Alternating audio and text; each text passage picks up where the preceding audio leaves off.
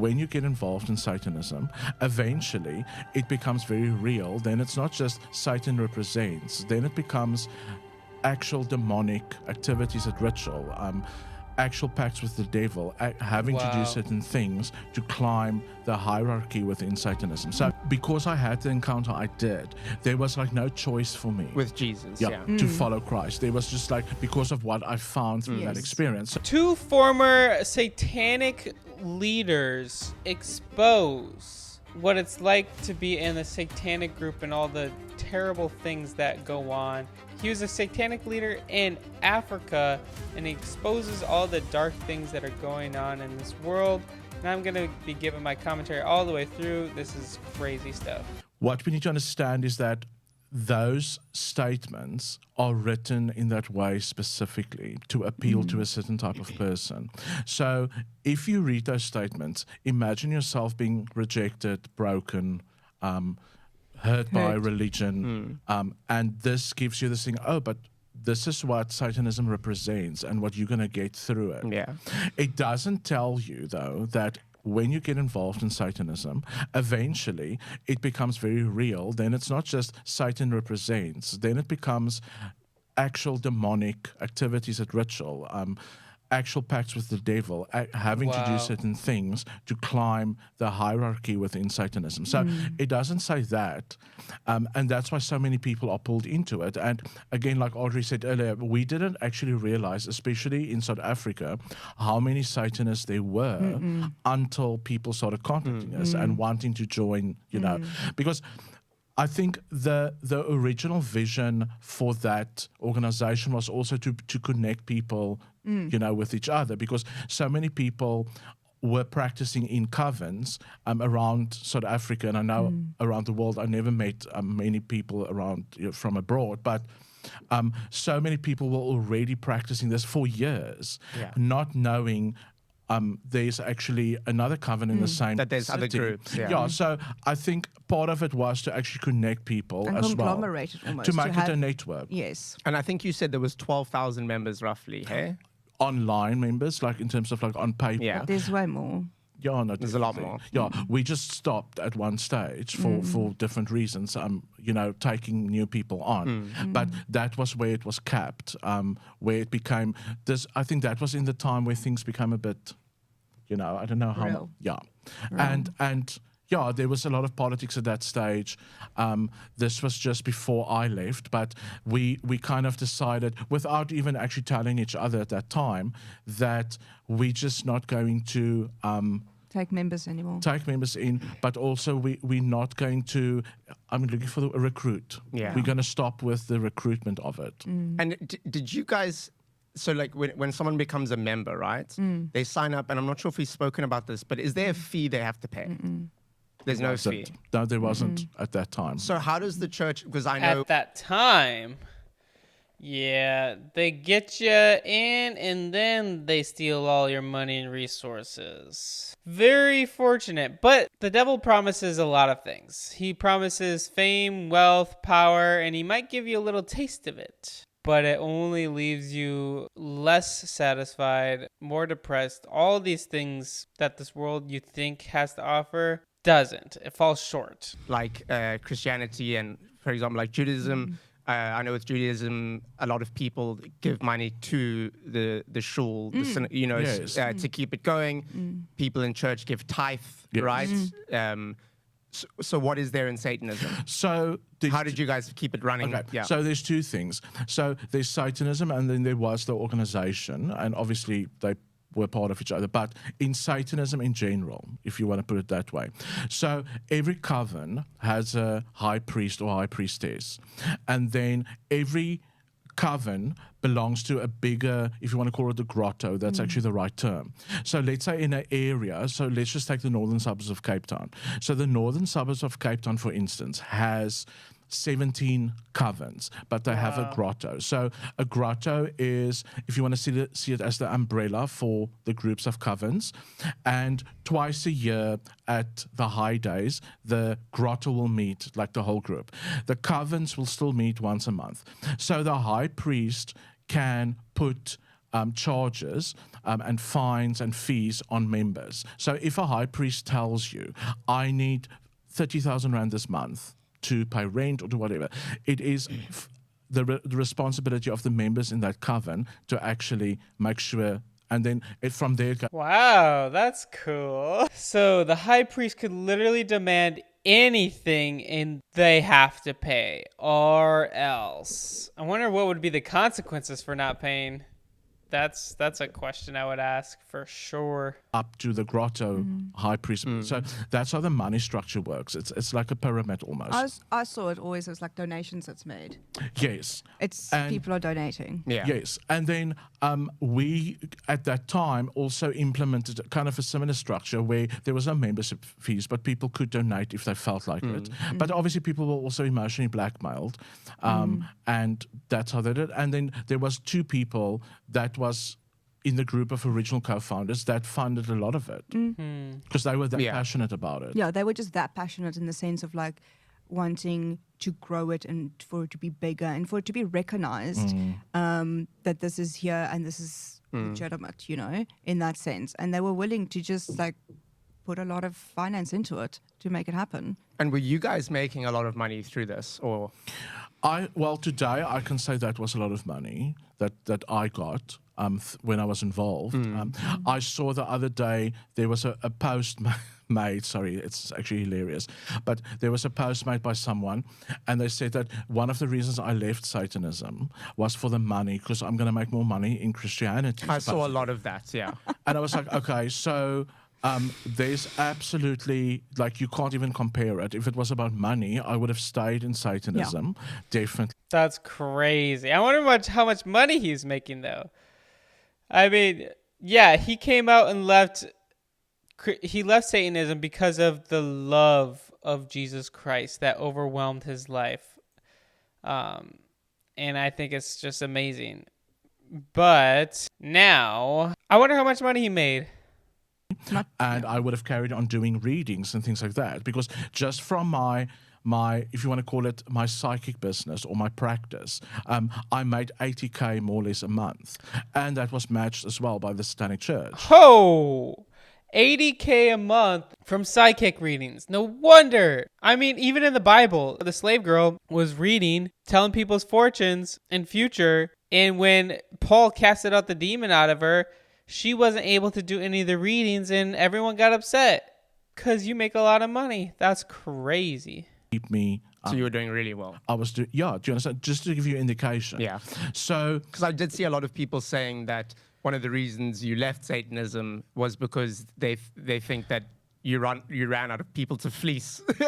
they were saying so like you ran out of people to take money from, so you went to Christianity, and I saw a lot of that in the comments. Yeah, sure.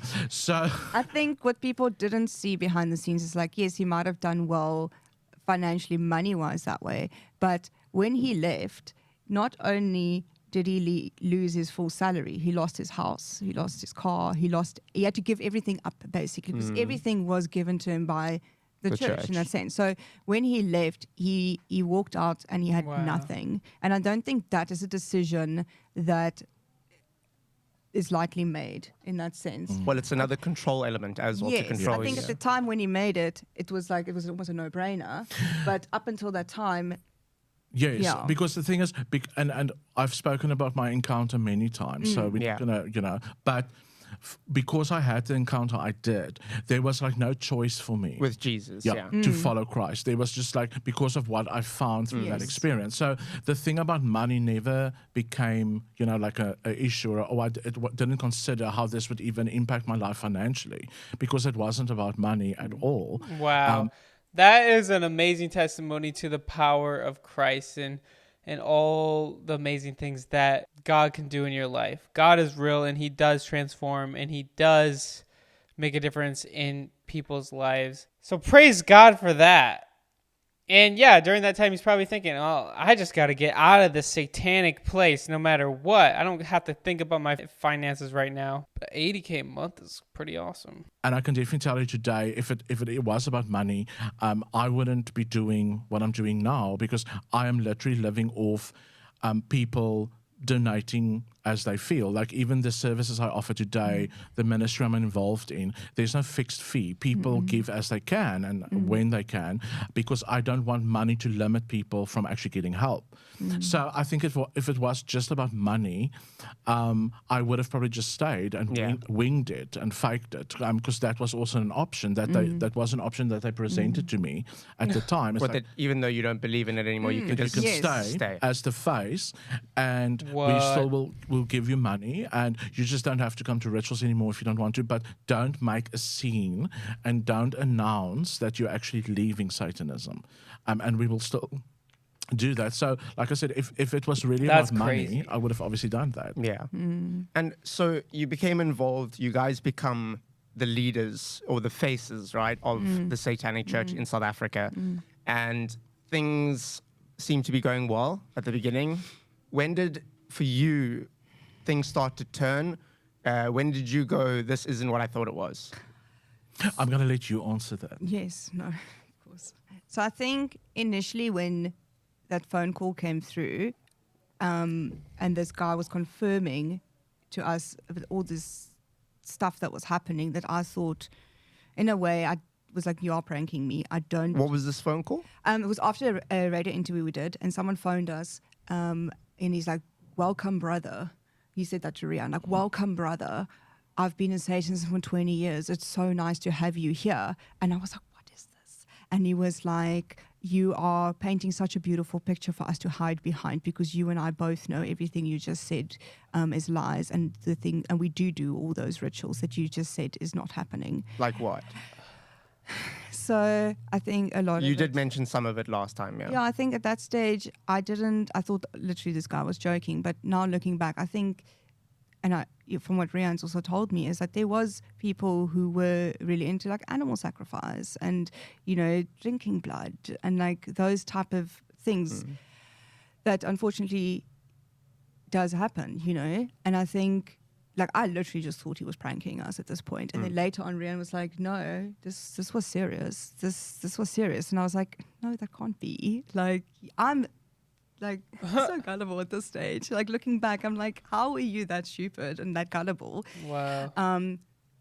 But yeah, I think there's a part of denial as well, of realizing like maybe this is more than what you thought and there's other things going on here. And I was just deeply also in denial at this point.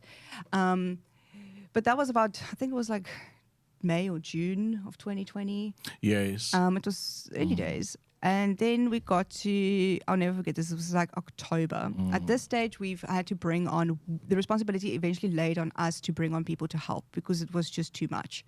And suddenly we had to implement this membership structure because people were asking to be members. The membership structure wasn't necessarily going to be that formal that early on. It was going to happen later, But early on, suddenly people are like asking us to be members, consistently hounding us to be members. So we had to create a membership structure, which was at that stage you filled in a form, and then there was like an interview process that we spoke to the people about, and then like all these chapters started around the country, and then people from different areas and chapters would then step forward and say they want to lead the chapters and they want to do this and they want to do graphic design, and people coming up with all kinds of things that they wanted to help, to make this bigger. So she quit because of administration. It's too much work.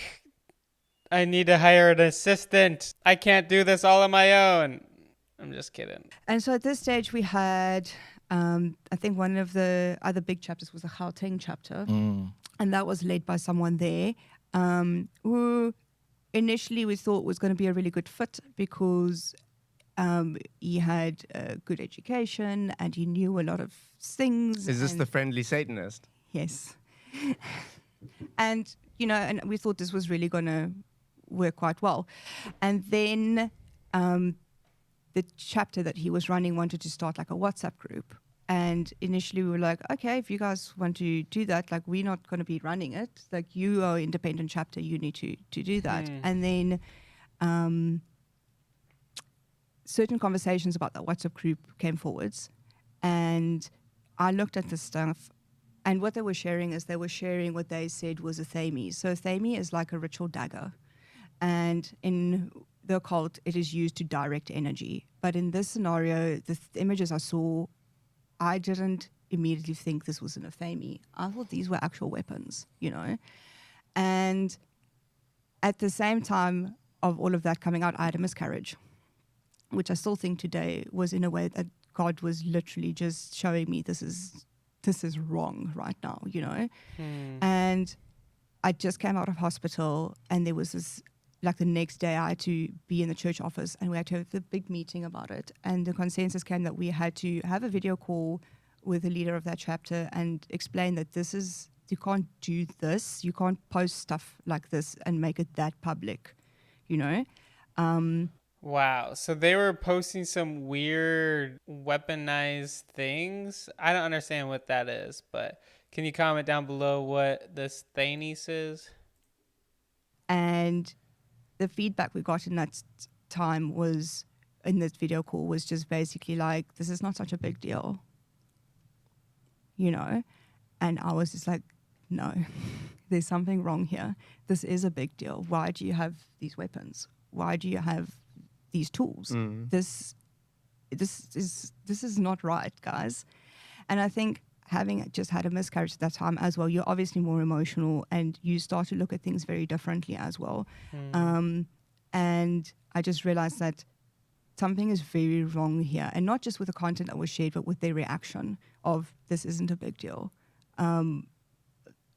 And it wasn't just like the leader of the Gauteng chapter, other people in that chapter as well. It was like, this just wasn't a big deal to them. And this is a short period of time now, space of 3 weeks, that a lot of stuff happened for me. So that was like the first thing. And then I realized, like, you know what, I'm just going to step back here a little bit. I need to recover physically, mentally, emotionally, all of that. And I'm just going to take a little bit of time here.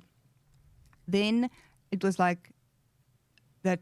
It was the first Halloween since the church was established. And I was running a social media campaign about how Satanists don't do the things that people say they do on Halloween. And I was running a campaign of share pictures of what you're doing on Halloween. And I was at home literally watching movies. Other people were sharing they were doing movies. Oh and boy, watching. that's going to be crazy. I know something's going to be messed up. But if you're running away from God, if you're doing things outside of God's will, obviously they're not living for God. But sometimes he uses things to get your attention. Or having a braai or whatever. And also one of those experiences where you look back and you're just like, oh my Lord, you're so naive right now. Because there were people doing rituals in graveyards and people doing quite hectic rituals in garages. And I think that's where you did one of your first rituals to climb the ranks. Yeah, that was my first Black Mass that I went to in that time. So that was the first year where the church was founded. So that was the first massive ritual. I went to a farm. It was just outside Worcester. So there were about 200 people. And that was the Halloween ritual, which, again, at that very moment, she was busy reading a script, basically, that was given, again, of we should do this campaign about Halloween. Meantime, I'm at a Black Mass, witnessing hectic stuff that probably, it's the things that it leaves a mark on you lifelong. So I actually saw what was going on behind the curtains by being at that ritual. What was happening? I would like to know. Maybe I don't. I hope it's not some SA abuse or, sacrificial stuff. Point. We've been doing these campaigns about this is what Satanism is not this. Everything and is we very believed vanilla. it. And we believed it. Yeah, we were like... until I went to not that aware. ritual. So, and I'm not saying I went against my will or that I stopped going to rituals, because I got much deeper into it because I started climbing the ranks in Satanism. Because How in the world did you not know if you're a leader? What? You're just pretending to do this stuff or doing this psychic stuff to make money, but realizing there's so much more demonic activity going on. I did those things at that ritual.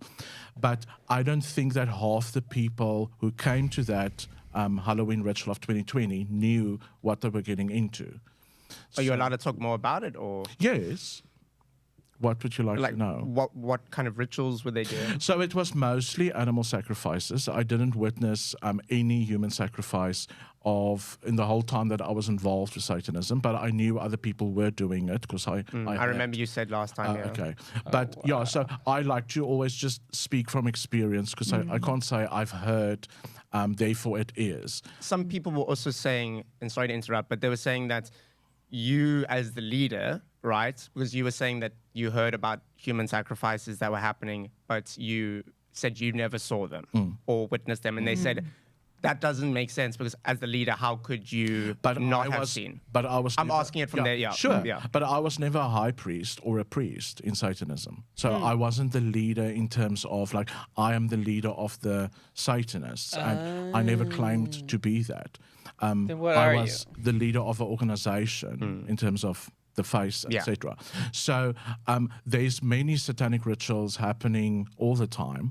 I was never at every one of them. I only went to certain ones. But I mean, I wasn't in terms of the hierarchy within Satanism. I wasn't really very high up because I was in Satanism for 3 years at that time. So I see. So he was like an organization leader, not like a priest. Fascinating. So he was like the youth pastor. I'm just kidding. And then there's the lead pastor. At the leadership of Satanism, those are people who have been involved 10 years plus before you can even go there. So if someone comes to you and say, I've been a satanic high priest, for instance, but they've only dabbled in Satanism for 2 years, that's not how that structure works. It doesn't work that way. And that's crazy. So I would love to know what you guys think if you've ever accidentally dabbled in that stuff or if God set you free from that stuff. I'd love to know in the comments down below. But God is greater, God is stronger than any of these demonic powers or oppression. So guys, I encourage you to go to Jesus today. Know that he loves you and he's longing to have a relationship with you. Put him first, guys. I promise you it will be the best decision you could ever make. Yeah, in the description below, you could click the link to help you to decide to follow Jesus for the first time. I encourage you to do that today.